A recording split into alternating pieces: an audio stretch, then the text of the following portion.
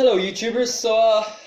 It's 20 past 12 now. Here in Ireland, I ran uh, I went for a run, came back probably just under 2 hours ago, and so I decided to go through a place called Loughlinstown. I was going for like cherry one back, and this is like it's like a farmer village about a mile away from where I live, and I like going there. It's quiet. There's not much. A lot of trees, a lot of fields. You get away from traffic, but I was running there, and I just saw so much construction work going on. I think ever since this economic boom came out, like the economy, I don't know exactly how well it's doing, but it's certainly better than it was a few years ago.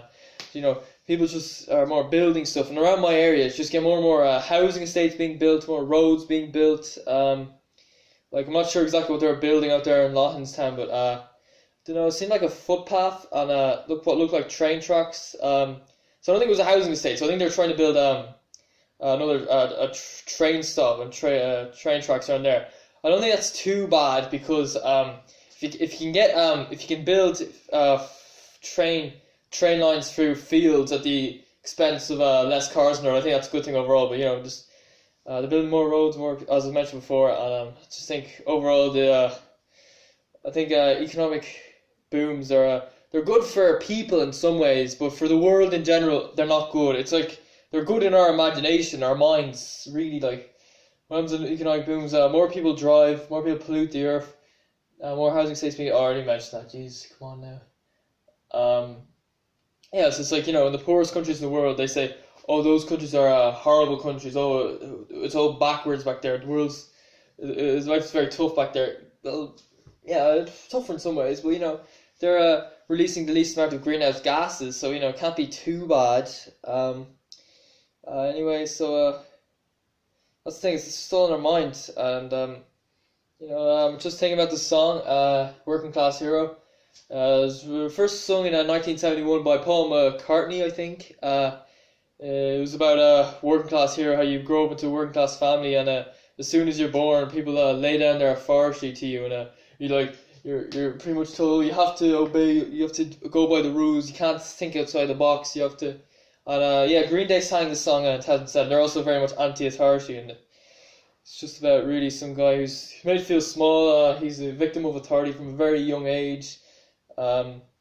Just he can't really think his own way. He's afraid when he's full of fear when he's going into the world to get a career by the time he's an adult. So he's sort of afraid to speak out against the way the world is, because I think people were even less open to change back in those days. I mean, they're probably a little bit more open to what's different and what's outside the norm nowadays, which I think is a good thing in general. So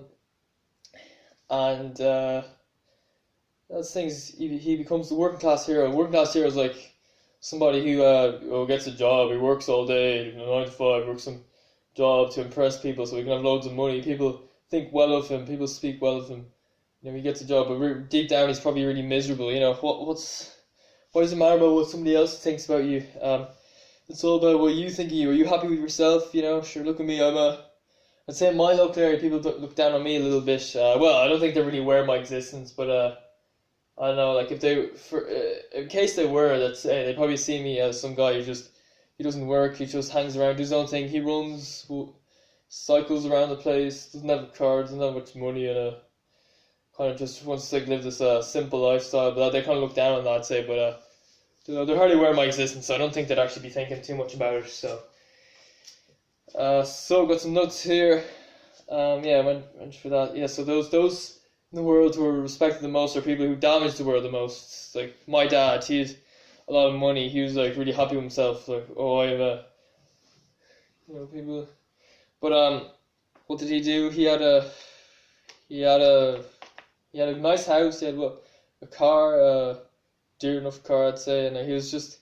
And he'd be very lazy. He'd drive up to work, and his workplace was 5 minute walk up the road. He'd drive everywhere. His free time, what he'd do, he'd just sit in his arse watching TV, release greenhouse gases. He'd just throw litter on the ground. He didn't care about that. Sure, all he cared about was just making loads of money, and he wanted everyone to think well of him. He wanted everyone to be all respectful towards him, and he'd just be a prick to everybody else.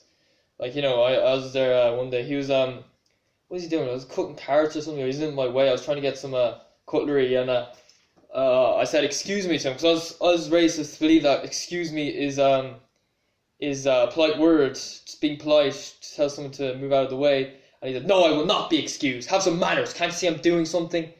But yeah, when he went to meet me on his way, he just grabbed my shoulders, pushed me out of the way. I remember a few years ago, I was at a place called Taylor Park in Ashburn, and he was just walking by. If he saw some little kid in his way, pushed him out of his way. He wouldn't say excuse me, or he wouldn't just, or even just walk around them or anything. There's no consideration for them. So what's so good about that? Does that make him a good person because he's loads of money, he's loads of wealth? No, because he was successful in his life. No, I don't think so. Economic boom, more cars on the road, more construction, more meat consumption, world hates it. Oh yeah, okay, meat consumption. Yeah, I'd say the poorest people in Ireland probably don't tend to eat a huge amount of meat or fish. They say, but in economic boom, if the poor are getting richer, which they're probably not, they're probably getting poorer, they probably would eat more meat and fish and yeah, even the guys in the street. I mean, I've seen guys in Needs Grange who's just near me, homeless, just sitting there on the street, and I saw one guy eating a burger and one other guy eating those sausages, those like deli processed sausages, they don't even need to cook. And I'm thinking, what the hell? I mean, did someone give that to you, or someone give you the money and you go in and buy that food yourself? I mean, if you had the money to buy food, would you at least buy something that's good for you? Would you at least buy something that's not as harmful to the environment as meat? Anyway, so yeah, even homeless people on the street are damaging the environment in some ways. So though we all are, it's about minimalising. But buying meat is not minimalising. So economic boom times, there's less unemployment. People say, oh, they get very depressed if they're unemployed. But really, if you're unemployed, I mean, if you have even though in Ireland you have social welfare and you get like what enough to survive off. If you're over 25, you get what I think it's like €144 a week. You have to like pay some of that to rent. So you get like €120 for yourself at the end of it, and you get like a little flat or a house for yourself. That's enough. I mean, it's not big money, but you can survive. You can sort of do things you want to do. But people are so lazy. It's like, oh, if we're not working for money, if we're not getting paid to do something, or we don't have a boss to impress at the end of the day, then sure, we're not bothered. We're just going to sit in our arse all day and do nothing. A lot of people are like that. I mean, I tried to get a summer job this year. I didn't get one. I had 47 CVs. But I felt like I kept myself fairly active. I made loads of YouTube channels. Did loads of running with my dogs. Read some books. So okay, it doesn't sound that exciting, but I feel like for a guy who didn't have a job all summer, I felt I kept myself relatively busy, which is good. Not too busy, not like full-time job busy where you'd be working full-time and then trying to fit all this stuff in and you'd have very little time to yourself. So brainwashing, doing what society wants us to do. Yeah, some people are like that, which is go with the crowd, do what society wants us to do. Like I've noticed there's people in my I go to college with, and it seems to be the norm for them to just give out to me if my clothes are a little bit dirty, because they don't want to clean their clothes, they want to clean their food, they want to look clean, they want to look respectful, have a nice haircut, get your haircut every like 2 weeks or something stupid like that. Last time I cut my hair was in February. I had a shaved bald back then, and that's the way they are. And you see them walking down the streets, throwing litter, throwing litter on the ground. So it's like, so what if you're a little dirty? Does that really matter? No, but if you're throwing litter on the ground, you're actually damaging the environment. And you see them eating food in the canteen. A lot of it's just shit food, like chocolate bars, sandwiches, loads of meat, cheese, and stuff like that. And they just leave all the wrappers there on the table and just walk off. They have no consideration. But I guess that's not as bad as throwing litter on the ground, I guess, because that way you're really damaging the environment. And it's just disgraceful the amount of litter. People really need to do more to. People should care more about the environment, the world, having a healthy world, trying to pass it on to the next generation in good condition.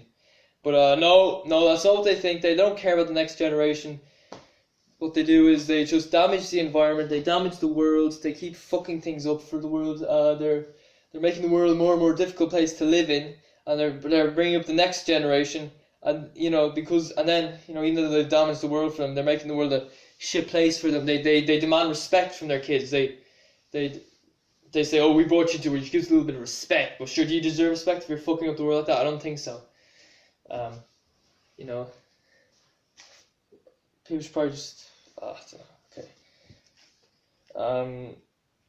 good people not giving respect. Yeah, it's like on the old it's like on a football team, the guy who play who's the best, who can get the goals, set up the goals, make the passes, tackle the other players, keep possession, whatever.